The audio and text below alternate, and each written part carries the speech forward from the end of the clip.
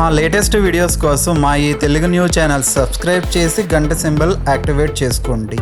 ఈరోజే మొట్టమొదటి కార్తీక సోమవారం. చాలా పవిత్రమైన రోజు, శివుడికి ఎంతో ఇష్టమైన రోజు. ఈరోజు ఏం చేసినా చేయకపోయినా రాత్రి 12 లోపు ఈ వీడియో చూస్తే చాలు, ఈ కథలు వింటే చాలు, ఒక్క నిమిషంలో మీ జాతకం మారిపోతుంది. శివుడి అనుగ్రహం కలుగుతుంది. శివుడే ఏదో ఒక రూపంలో మీ ఇంటికి వస్తాడు, మీ దగ్గరకు వస్తాడు. తెలిసి తెలియక చేసిన ఎలాంటి పాపాలైనా పోతాయి. కోటి జన్మల పుణ్యం వస్తుంది. మీ దశ తిరిగిపోతుంది. ఐశ్వర్యం కలిసి వస్తుంది. ఇక మీకు అన్ని శుభాలే జరుగుతాయి. మీ ఇంట్లో డబ్బే డబ్బు. పరమశివుడికి సోమవారం ప్రీతికరమైన వారం. సోమ అంటే స ఉమ అనే అర్థం ఆవిష్కరింపబడుతోంది. స ఉమ అంటే ఉమతో కూడుకున్నవాడు శివుడు అని చెప్పబడుతున్నాడు. ఈ కారణంగానే సోమవారం రోజున చేసే పూజలు శివుడికి ప్రీతిని కలిగిస్తాయని అంటారు. ఈ నేపథ్యంలో కార్తీక మాసంలోని సోమవారాలు మరింత విశేషాన్ని కలిగినవిగా కనిపిస్తూ ఉంటాయి. ఈ వారంలో ముత్తైదువులు భక్తి శ్రద్ధలతో శివుణ్ణి కొలిస్తే మాంగళ్య భాగ్యం చేకూరుతుందని విశ్వాసం. కార్తీక సోమవారాల్లో సూర్యోదయానికి ముందుగానే తలస్నానం చేసి పూజా మందిరాన్ని అలంకరించుకోవాలి. భక్తి శ్రద్ధలతో శివలింగాన్ని అభిషేకించి బిల్వ దళాలతో అర్చించాలి. శివుడిని బిల్వ దళాలతో పూజించటం వలన మనోఅభిష్టం నెరవేరుతుందని ఆధ్యాత్మిక గ్రంథాలు చెప్తూ ఉన్నాయి. పరమశివుడికి ఇష్టమైన పాయసాన్ని ఈ రోజున నైవేద్యంగా సమర్పించాలి. ఆ పాయసాన్ని ప్రసాదంగా స్వీకరించటం వలన కష్టాలు తొలగిపోతాయని స్పష్టం చేయబడుతోంది.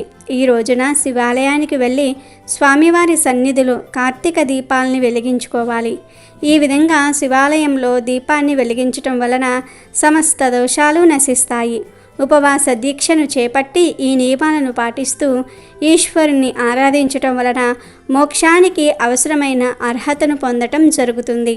ఒకసారి వశిష్ఠ మహర్షిని జనక మహారాజు కార్తీక సోమవారం మహత్యం గురించి చెప్పమని అడుగుతాడు. అప్పుడు వశిష్ఠుల వారు, జనక, కార్తీక మాసంలో సోమవార వ్రతమునకు ప్రత్యేక ప్రాముఖ్యత ఉన్నది. కావున సోమవార వ్రత విధానమును, దాని మహిమను గురించి వివరింతును, సావధానుడవై ఆలకించుము అని ఇలా చెప్పసాగాడు. కార్తీక మాసంలో సోమవారము శివునికి అత్యంత ప్రీతిపాత్రమైన రోజు. ఆ రోజు స్త్రీ కానీ పురుషుడు కానీ ఏ జాతి వారైనా కానీ రోజంతా ఉపవాసం ఉండి నదీ స్నానం చేసి తమ శక్తి కొలది దాన ధర్మములు చేసి నిష్ఠతో శివదేవునకు బిల్వపత్రములతో అభిషేకము చేసి సాయంత్రము నక్షత్ర దర్శనము చేసిన తర్వాత భుజించాలి. ఈ విధముగా నిష్ఠతో ఆ రాత్రి అంతయు జాగరణ చేసి పురాణ పఠనం చేసి తెల్లవారిన తరువాత నదికి వెళ్ళి స్నానమాచరించి తిలదానము చేసి తమ శక్తి కొలది పేదలకు అన్నదానము చేయవలెను. అటులా చెయ్యలేని వారు కనీసము 3 బ్రాహ్మణులకైనా సరే తృప్తిగా భోజనం పెట్టి తాము భుజించవలేను. ఉండగలిగిన వారు సోమవారము నాడు 2 పూటల భోజనం ఏమీ చేయకుండా ఏ విధమైన పలహారము కానీ తీసుకోకుండా ఉండుట చాలా మంచిది. ఇట్లు కార్తీక మాసమందు వచ్చు సోమవార వ్రతమును చేసిన ఎడల పరమేశ్వరుడు కైలాస ప్రాప్తి కలిగించి శివ సన్నిధికి చేర్చును. భర్త లేని వితంతువు సోమవార వ్రతమును ఆచరించి శివ పూజ చేసినచో కైలాసం ప్రాప్తించును. శివ పూజ, విష్ణు పూజ చేసినచో వైకుంఠ ప్రాప్తి పొందును. శివ పూజ చేసిన వాళ్ళు కైలాస ప్రాప్తి పొందుతారు. విష్ణు పూజ చేసినచో వైకుంఠ ప్రాప్తి నొందును. దీనికి ఉదాహరణముగా ఒక ఇతిహాసము కలదు. దానిని నీకు తెలియబరిచెదను, శ్రద్ధగా వినుము అని వశిష్ఠుడు జనకుడితే ఇలా చెప్పసాగాడు. కార్తీక సోమవార ఫలముచే కుక్క కైలాసానికి వెళ్ళుట. పూర్వం ఒక రాజ్యంలోని ఒక గ్రామంలో ఒక పేద బ్రాహ్మణుడు ఉండేవాడు. ఆయన ఒక్కగానొక్క కూతురు పేరే నిష్ఠుర. ఊళ్ళో పూజాది కార్యక్రమాలను జరిపించటం వలన వచ్చే డబ్బుతో ఆ బ్రాహ్మణుడు ఆ అమ్మాయిని అల్లారు ముద్దుగా పెంచుతాడు. యవ్వనంలోనికి అడుగుపెట్టిన నిష్ఠుర ఓ అందమైన సౌందర్య శిల్పంలా తయారవుతుంది. ఆమె అందచందాలను గురించి చుట్టుప్రక్కల గ్రామాల వారు సైతం చెప్పుకునేవారు. ఆమె ఎంత అందమైనదో అంత కఠినమైనది. ఇతరుల పట్ల ఆమె చాలా కటువుగా వ్యవహరిస్తూ ఉండేది. అందువలన ఊళ్ళో వాళ్ళంతా ఆమెను కర్కస అని చెప్పుకుంటూ ఉండేవారు. ఆమె అందానికి దాసులైన వారు ఆ ఇంటి చుట్టూ తిరుగుతూ ఉండేవారు. ఇతరులను ఆకర్షించే అందం తన సొంతం అన్నట్టుగానే ఆమె ప్రవర్తిస్తూ ఉండేది. ఆమె స్వభావం మంచిది కాకపోవటంతో పరపురుషులతో పరిచయాలు పెరుగుతూ ఉండేవి. తన కూతురు గురించి నలుగురు 4 రకాలుగా మాట్లాడుకుంటూ ఉండటంతో ఆ బ్రాహ్మణుడు ఆమెకు ఒక మంచి సంబంధం చూసి పెళ్లి చేస్తాడు. అలా మిత్రవర్మ అనే యువకుడితో కర్కస పెళ్లి అవుతుంది. మిత్రవర్మ మంచి ఆరోగ్యవంతుడు, అందగాడు, అంతేకాదు గుణవంతుడు, శాంత స్వరూపుడు. అందువలన మిత్రవర్మతో పెళ్లి చేస్తే కర్కస దారిలో పడుతుందని తండ్రి భావిస్తాడు. అలా వాళ్ళిద్దరి పెళ్లి జరిగిపోతుంది. మిత్రవర్మ తల్లిదండ్రులు కూడా కర్కసను కూతురుగానే భావించి ప్రేమతో చూసుకుంటూ ఉంటారు. అయితే తన చుట్టూ ఉన్న వాళ్ళంతా మంచివారే అయినప్పటికీ ఆమె స్వభావంలో మార్పేమీ రాదు. గతంలో పరపురుషులతో తనకు గల సంబంధాన్ని ఆమె కొనసాగిస్తూనే ఉంటుంది. ఈ విషయంలో అత్తమామలు కానీ భర్త కానీ ఆమెను నియంత్రించలేకపోయారు. ఊళ్ళో తన తండ్రికి గల పేరు ప్రతిష్టలను గురించి కానీ అత్తారింటికి కుటుంబ గౌరవం గురించి కానీ ఆమె ఏమాత్రం ఆలోచన చేయదు.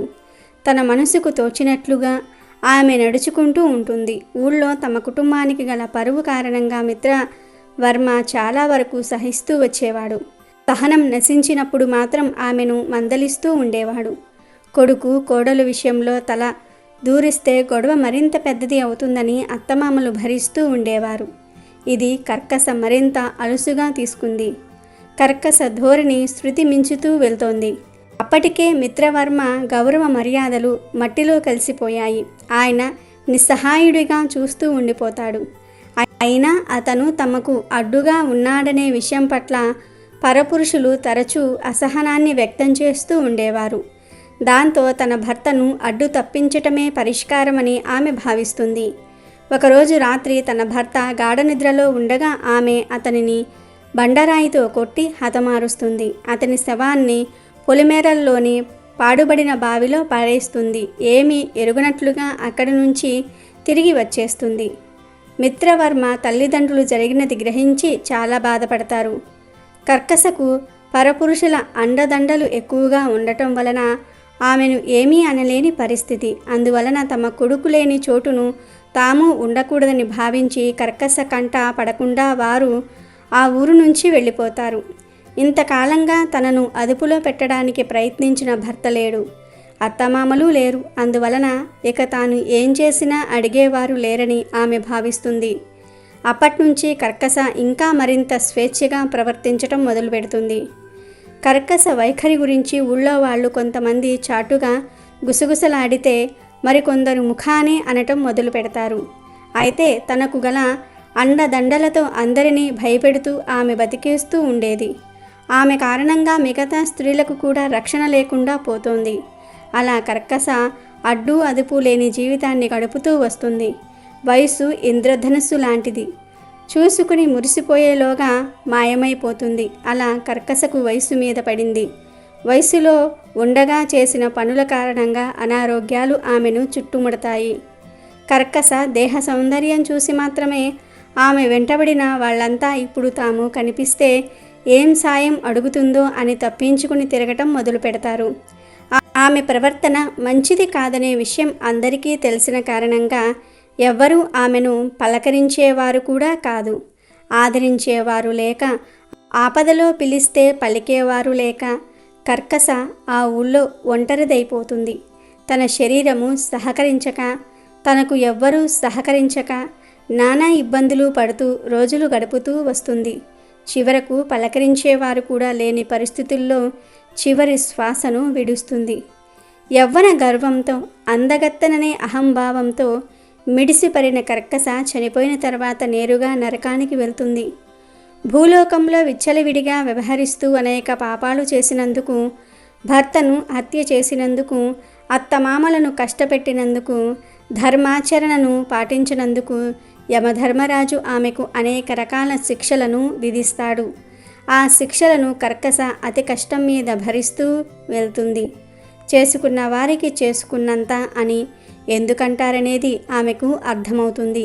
అలా నరకంలో అన్ని రకాల శిక్షలను అనుభవించిన కర్కస ఆ పాపాలకు ఫలితంగా భూలోకంలోని ఒక ఊళ్ళో కుక్కగా పుడుతుంది. వీధి కుక్కగా తిరుగుతూ ఒక బ్రాహ్మణుడి ఇంటికి సమీపంలోని ఒక చెట్టు క్రింద పడుకునేది. ఏ రోజుకు ఆ రోజు ఎక్కడైనా ఏదైనా దొరికితే తినటం, లేదంటే లేదు. ఏమీ దొరకని రోజున నీరసించి వచ్చి చెట్టు క్రింద పడుకునేది. అలా ఒక రోజున ఆ కుక్క చెట్టు నీడలో పడుకుని ఉండగా అక్కడకు సమీపంలోని ఇంట్లో ఉండే ఒక బ్రాహ్మణుడు కొంత ఆహారం తీసుకొని వచ్చి దాని ముందుంచుతాడు. ఆ బ్రాహ్మణుడు తెచ్చిన ఆహారాన్ని కుక్క గబగబా తినేస్తూ ఉంటుంది. ఆ బ్రాహ్మణుడు అక్కడి నుంచి వెనుదిరిగి ఇంటికి వెళ్తూ ఉండగా కుక్క ఏడుపు వినిపిస్తుంది. ఆ కుక్క ఒక మనిషి మాదిరిగా రోదిస్తూ ఉండటం ఆయనకు విచిత్రంగా అనిపిస్తుంది. తన కళ్ళను తానే నమ్మలేకపోతూ కుక్క దగ్గరకు వెళ్తాడు. ఓ బ్రాహ్మణుడా, నాకు ఈ కుక్క జన్మ నుంచి విముక్తిని ప్రసాదించు. నేను చేసిన పాపాల నుంచి నాకు విముక్తిని ప్రసాదించు అని కుక్క దీనంగా అడుగుతుంది. ఒక కుక్క మనిషిలా మాట్లాడుతూ ఉండటం ఆయనకు చాలా ఆశ్చర్యాన్ని కలిగిస్తుంది. ఆ బ్రాహ్మణుడు అదే విషయాన్ని ఆ కుక్క దగ్గర వ్యక్తం చేస్తాడు. అప్పుడు కుక్క రూపంలోని కర్కస, బ్రాహ్మణుడా, నేను 14 జన్మల క్రితం ఒక బ్రాహ్మణ కుటుంబానికి చెందిన యువతిని. ఆ జన్మలో నేను అనేక పాపాలు చేసిన కారణంగా నరకలోకంలో అనేక శిక్షలను అనుభవించాను. ఆ తరువాత కుక్కగా 14 జన్మలు ఎత్తాను. ఇది 15వ జన్మ. అయితే ఈ విషయాలేవి నాకు ఇంతకు ముందు వరకు గుర్తు రాలేదు. నువ్వు పెట్టిన ఆహారం తిన్న తర్వాతనే పూర్వజన్మకు సంబంధించిన జ్ఞాపకాలు వరుసగా నాకు గుర్తుకు వచ్చాయి. ఒక్క కుక్కకు పూర్వజన్మ స్మృతి కలగటం, పైగా 14 జన్మల క్రితం తాను ఎవరన్నది చెప్పగలగటం ఆ బ్రాహ్మణుడికి ఆశ్చర్యాన్ని కలిగిస్తుంది. అందుకు కారణం ఏమిటా అని ఆలోచన చేసిన ఆయనకు విషయం అర్థమవుతుంది. హఠాత్తుగా నాకు పూర్వజన్మల గురించిన విషయాలు ఎలా తెలిసాయి? దీనికి కారణం ఏమిటి అని ఆ కుక్క అడుగుతుంది. తాను చేసిన సోమవార వ్రతం ఫలితమే ఇందుకు కారణం అని ఆ బ్రాహ్మణుడు చెప్తాడు. నేను నియమనిష్టలు కలిగిన బ్రాహ్మణుడిని. ఆచార వ్యవహారాలకు నేను ఎంతో విలువను ఇస్తాను. భగవంతుడి ఆరాధన పూర్తయ్యే వరకు ఎలాంటి ఆహారం తీసుకోను. అలాంటి నేను కార్తీక మాసంలో ప్రతిరోజు అభిషేకం చేస్తూ ఉంటాను. ఇక కార్తీక మాసంలో సోమవార వ్రతం ఎంతో విశిష్టమైనటువంటిది. ఈ వ్రతాన్ని ఆచరించేవారు ఉదయం నుంచి ఉపవాసం ఉంటూ నక్షత్ర దర్శనం తర్వాత భోజనం చేస్తారు. ముందుగా జీవరాశికి కొంత ఆహారాన్ని అందించి ఆ తరువాతనే భోజనం చేయవలసి ఉంటుంది. ఈ రోజున సోమవార వ్రతం ముగించి ముందుగా ఆ ప్రసాదాన్ని నేను నీకు ఆహారంగా అందించాను. ఆ వ్రతానికి గల మహిమ కారణంగానే నీకు పూర్వజన్మ స్మృతి కలిగింది, మాట్లాడే శక్తి వచ్చింది అని చెప్తాడు. అప్పుడు ఆ కుక్క, ఓ బ్రాహ్మణుడా, నువ్వు చేసిన మేలును నేను ఎప్పటికీ మర్చిపోలేను. అయితే ఇప్పటి వరకు నేను పడిన బాధలు వేరు. పూర్వజన్మల స్మృతి కారణంగా ఇక ముందు మరింతగా బాధపడవలసి ఉంటుంది. అందువలన నాకు ఈ కుక్క జన్మ నుంచి విముక్తిని ప్రసాదించు అని ప్రాధేయపడుతుంది. ఆ బ్రాహ్మణుడు అంతవరకు అనేక సోమవార వ్రతాలను ఆచరిస్తూ వచ్చాడు. అందువలన ఆ కుక్క బాధను చూడలేక ఒక సోమవార వ్రతం యొక్క ఫలితాలను ఆ కుక్కకు ధారపోస్తాడు. దాంతో ఆ కుక్క ఆ జన్మ నుంచి విముక్తిని పొంది దివ్య శరీరాన్ని ధరించి కైలాసానికి చేరుకుంటుంది. విన్నావా జనక, ఇలా ఒక యువతి తాను చేసిన పాపాల కారణంగా 15 జన్మల పాటు కుక్కగా పుడుతూ నానా బాధలు అనుభవిస్తూ వచ్చింది. అలాంటి కుక్క సోమవార వ్రత ఫలితం కారణంగా శివలోకానికి చేరుకుంటుంది. సోమవార వ్రతానికి అంతటి శక్తి ఉంది. అది ఎలాంటి పాపాలనైనా సరే భస్మం చేస్తుంది. పుణ్యరాశిని అమాంతంగా పెంచేసి ఉత్తమ జన్మలకు కారణమవుతుంది. ఉత్తమ గతులను పొందడానికి దోహదం చేస్తుంది.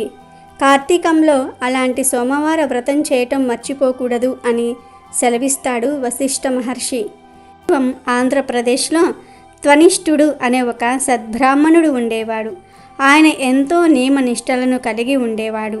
సూర్యోదయానికి ముందే నిద్రలేచి స్నానం చేసి దేవతార్చనను పూర్తి చేసే వరకు ఎలాంటి ఆహారం తీసుకునేవాడు కాదు.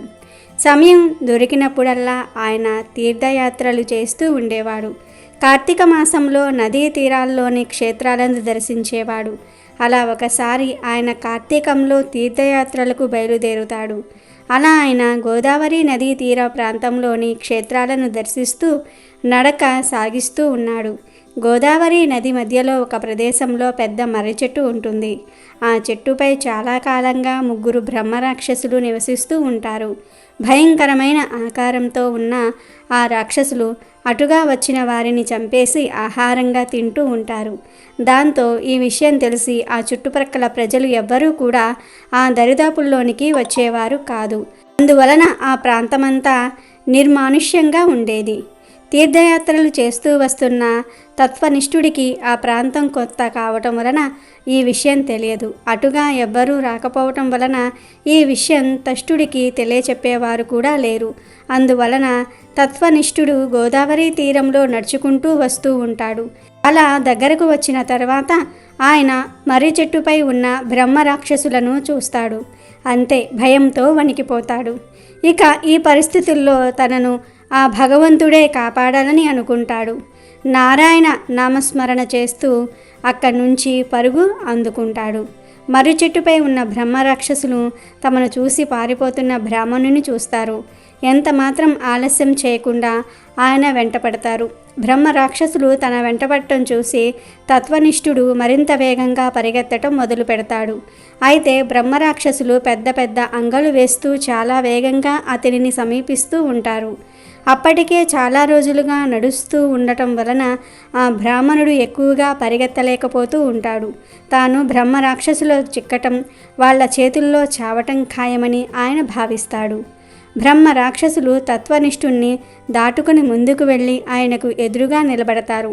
వాళ్లను చూడగానే ఆయన కంపించిపోతాడు. తనని వదిలేయమని కోరతాడు. ఆ బ్రాహ్మణుడు చాలా భక్తిపరుడని, నియమనిష్టలు కలిగిన వాడని ఆయన తేజస్సును బట్టి బ్రహ్మ రాక్షసులకు అర్థమవుతుంది. అందువలన వాళ్ళంతా కూడా ఆయనకు వినయంగా నమస్కరిస్తారు. ఓ బ్రాహ్మణుడా, భయపడకు, నిన్ను మేము ఏమీ చెయ్యము. నీ వంటి ఉత్తమమైన బ్రాహ్మణుడిని ఈ మధ్యకాలంలో చూడలేదు. ఎందుకో నిన్ను చూడగానే మమ్మల్ని ఉద్ధరిస్తావని అనిపించింది అని అంటారు. ఎప్పుడైతే ఆ బ్రహ్మ రాక్షసులు తనకు నమస్కరించారో అప్పుడే తన్విష్ఠుడిలో భయం పోతుంది. ఆయన మనసు కాస్త తేలిక పడుతుంది.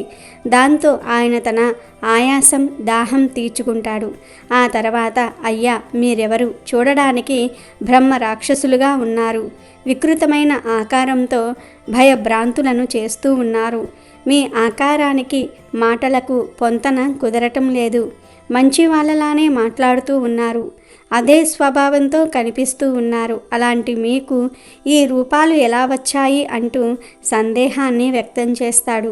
ఈ ప్రదేశంలో జనసంచారం లేకపోవటం చూస్తే నాకు అనుమానం వచ్చింది. ఇక్కడ మీరు నివసిస్తూ ఉండటం వల్లనే ఇటుగా ఎవ్వరూ రావటం లేదనే విషయం నాకు అర్థమయ్యింది. కానీ మీరు మర్రి చెట్టుపై ఉండటం వలన దగ్గరకు వచ్చే వరకు నేను చూడలేదు. మీ వికృతమైన ఆకారాలను చూసి భయంతో పరిగెత్తాను. మరి నన్ను చంపే ఉద్దేశం లేనప్పుడు మీరు ఎందుకు నా వెంట పడ్డారు? మీకు ఏం కావాలి? నా వలన అయ్యే సాయమేదైనా ఉంటే తప్పక చేస్తాను అంటాడు. అప్పుడు బ్రహ్మరాక్షసులు ఒకరు ముఖం ఒకరు చూసుకుంటారు. అందులో ఒకడు తన గురించి చెప్పటం మొదలు పెడతాడు. అయ్యా, నేను ద్రావిడ ప్రాంతానికి చెందిన బ్రాహ్మణుడిని. అందరం అనే గ్రామానికి అధికారిని. ఆ గ్రామంలో ఎవరైనా సరే నేను చెప్పినట్లుగా వినవలసిందే. అధికార బలం వలన నేను అవినీతితో కూడిన ఎన్నో పనులను చేశాను. అన్యాయాలకు పాల్పడ్డాను. ఎంతోమందిని నమ్మించి మోసం చేశాను. వంచనతో సాధించిన సొమ్మును చూసుకుని నా తెలివితేటలకు నేను పొంగిపోయేవాడిని. ఎంతో కష్టపడి బ్రాహ్మణులు సంపాదించుకున్న సంపదను బలవంతంగా సొంతం చేసుకున్నాను. వాళ్ళు ఎన్ని విధాలుగా ప్రాధేయపడినా నేను కనికరించేవాడిని కాదు.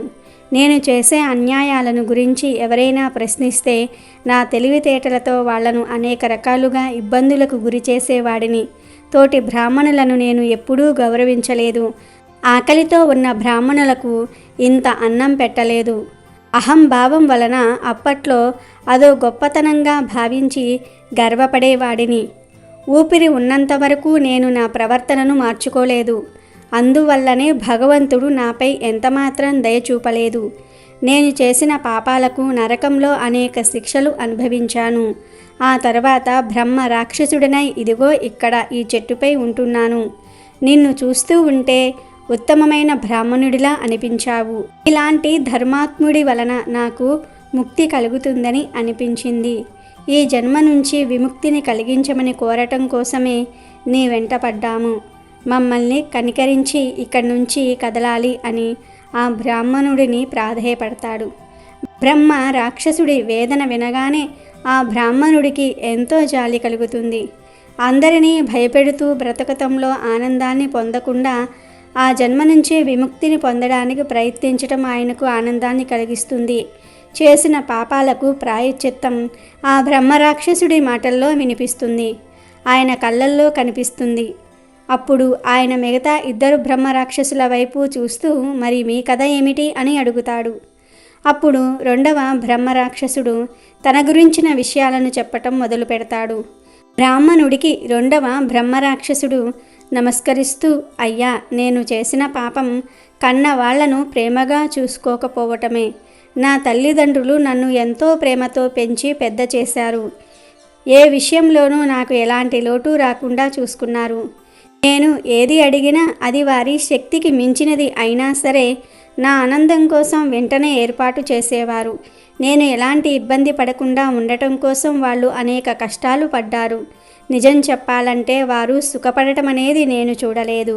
ఎప్పటికప్పుడు వాళ్ళు అమర్చినవి అనుభవిస్తూ నేను సంతోషపడ్డానే కానీ అందుకోసం వాళ్ళు పడుతున్న బాధలను గమనించేవాడిని కాదు. ఊహ తెలిసే వయసులో ఆ విషయాన్ని గ్రహించినా పెద్దగా పట్టించుకోలేదు. నన్ను ఆనందపెట్టడం కోసమే వాళ్ళు జన్మించారన్నట్టుగా వ్యవహరించటం మొదలుపెట్టాను.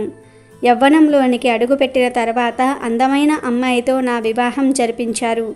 ఆమెతో కలిసి నేను ఆనందంగా హాయిగా ఉండాలనే ఉద్దేశంతో అన్ని ఏర్పాట్లు చేశారు. అయితే వివాహమైన తరువాత నేను పూర్తిగా భార్య వ్యామోహంలో పడిపోయాను. ఎంతసేపు భార్యకు ఏం కావాలో చూసేవాడిని కానీ తల్లిదండ్రులను పట్టించుకొని ఎరుగను. నా సంపాదనంతా కూడా నా భార్యతో విలాసంగా గడపటం కోసమే ఖర్చు చేస్తూ ఉండేవాడిని. తల్లిదండ్రుల అవసరాలు మాత్రం అడిగింది లేదు. సంతానం కలిగిన తరువాత భార్య బిడ్డలే లోకమైపోయారు. వాళ్ళతో ఎప్పుడూ సంతోషంగా గడపటం కోసమే నేను నా కాలాన్ని ఖర్చు చేసేవాడిని. అమ్మా నాన్నలను ప్రేమగా చూసింది లేదు, కనీసం ఆత్మీయంగా పలకరించింది లేదు. పైగా విసురుకోవటాలు కసురుకోవటాలు చేసేవాడిని. అయినా వాళ్ళు అనుక్షణం నా బాగునే కోరుకునేవారు. అలా నా తల్లిదండ్రులు నా నుంచి ఏమీ ఆశించకుండానే ఈ లోకం నుంచి వెళ్ళిపోయారు. ఆ తర్వాత వయస్సు పైబడటంతో నన్ను అనారోగ్యాలు చుట్టుముట్టాయి.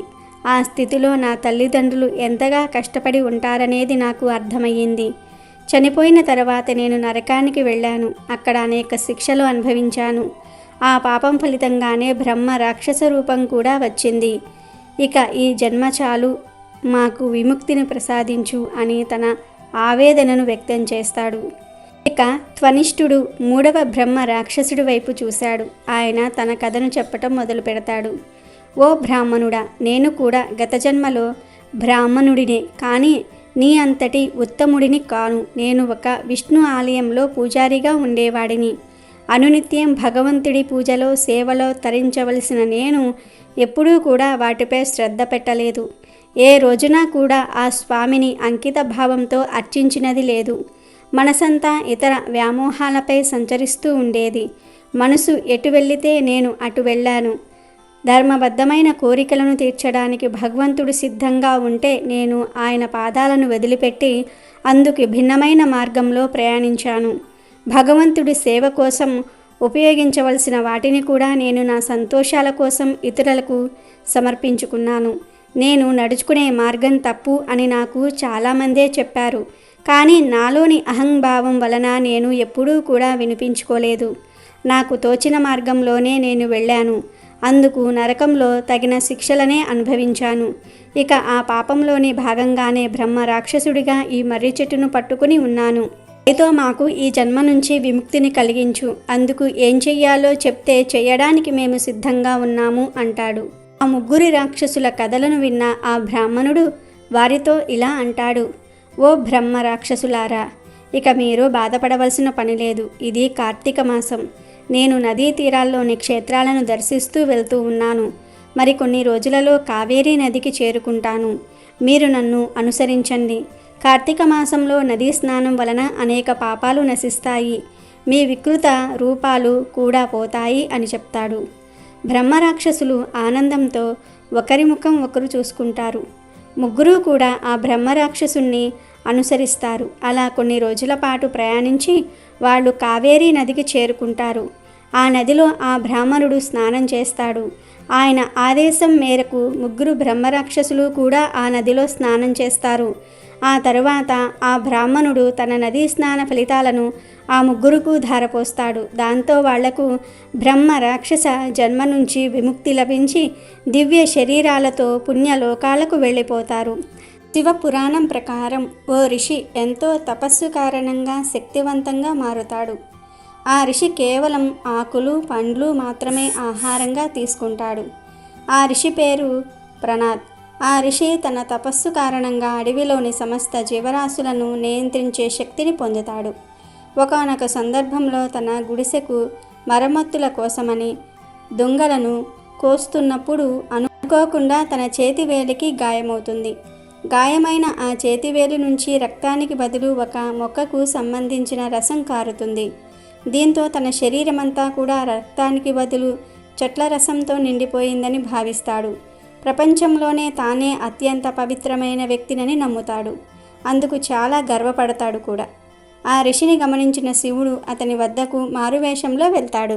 ప్రణాద్, ఎందుకంత సంతోషంగా ఉన్నావని అడుగుతాడు. అతను చెప్పింది విన్నాక మొక్కలు చెట్లు కూడా కాలిపోయాక చివరకు మిగిలేది బూడిదేనని శివుడు అతనితో అంటాడు. ఆ వెంటనే తన చేతి వేలిని తీసుకొని చూపిస్తాడు. అక్కడ రక్తానికి బదులు బూడిద వస్తుంది. అప్పుడు ఆ ఋషికి అర్థమవుతుంది తన ఎదుట ఉన్నది భగవంతుడు అని. అంతే, శివుడిని ఆ ఋషి క్షమాపణ కోరుతాడు. ఇక అప్పటి నుంచి శివుడు తన ఒంటిపై బూడిదతోనే కనిపిస్తాడు. ఎవరైనా సరే బాహ్య సౌందర్యాన్ని చూసి మురిసి అహంకారం ప్రదర్శించవద్దు. అంతిమ నిజమేమిటి అన్నది ప్రతి ఒక్కరూ కూడా గ్రహించాలన్నదే దీని సారాంశం. కార్తీక సోమవారం పూట శివపురాణంలోని ఈ కథ వినటం ద్వారా ఆ పరమేశ్వరుడి అనుగ్రహం లభిస్తుంది. కాబట్టి ఈరోజు రాత్రి 12 లోపు ఏం చేసినా చేయకపోయినా ఈ వీడియోను చూస్తే చాలు, ఈ కథలు వింటే చాలు. ఒక నిమిషంలో మీ జాతకం మారిపోతుంది. శివుడి అనుగ్రహం కలుగుతుంది. శివుడే ఏదో ఒక రూపంలో మీ ఇంటికి వస్తాడు, మీ దగ్గరకు వస్తాడు. తెలిసి తెలియక చేసిన ఎలాంటి పాపాలైనా పోతాయి. కోటి జన్మల పుణ్యం వస్తుంది. మీ దశ తిరిగిపోతుంది. ఐశ్వర్యం కలిసి వస్తుంది. ఇక మీకు అన్ని శుభాలే జరుగుతాయి. మీ ఇంట్లో డబ్బే డబ్బు. అమెజాన్లో బెస్ట్ డిస్కౌంట్స్ కోసం వీడియో డిస్క్రిప్షన్లో లింకు ఉంది, చూడండి. అలాగే మా టెలిగ్రామ్ ఛానల్ సబ్స్క్రైబ్ చేసుకోండి.